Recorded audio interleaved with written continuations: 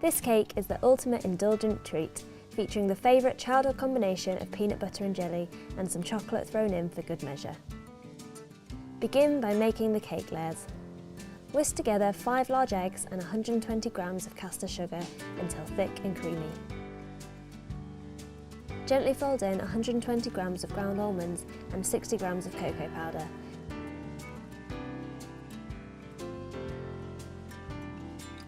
Then pour into a greased and lined baking tin large enough to cut out 4 rectangles to build your layers.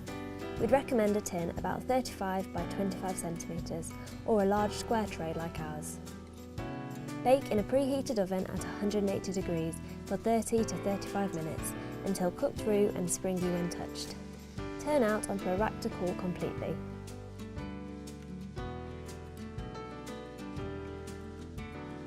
Next stage is the buttercream.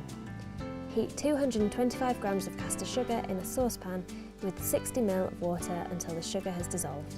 Then bring to the boil until the temperature reaches the softball phase. You can measure this with a sugar thermometer. You're looking for 119 degrees C. While the caramel is cooking, whisk 4 egg yolks until light and creamy. Then turn the speed down and slowly pour in the caramel. Whisk the mixture until light and fluffy and it's cooled completely. Then add 250 grams of butter, 1 spoonful at a time.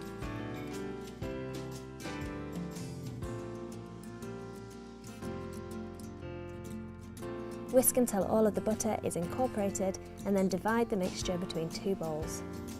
In one bowl, fold in 60 grams of plain melted chocolate and in the other, whisk in 2 tablespoons of crunchy peanut butter.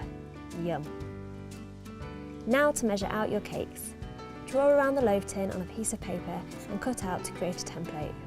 Then arrange on your cake to get 4 rectangles.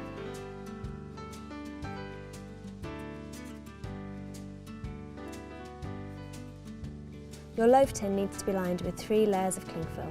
And then the fun bit, time to build the layers. So place one of the cakes in the bottom of your tin, then spread half of the chocolate buttercream on top. Add another layer of cake, then 2 tablespoons of raspberry jam or jelly, and cover with all of the peanut butter buttercream. Next, another layer of cake, then the remaining chocolate buttercream, and finish with the last slice of cake. Wrap up tightly with cling film and refrigerate for 2 hours. To top off this masterpiece, we're going to make some ganache. So heat 150 ml of double cream, 30 grams of butter, 100 grams of plain chocolate and 2 tablespoons of liquid glucose in a saucepan, mixing until you have a smooth, glossy sauce. Then leave to cool. Take your cake out of the fridge and invert onto a cooling rack over a tray or sheet of baking paper. Pour the ganache slowly over the cake, letting it drip down the sides without covering all of those yummy layers.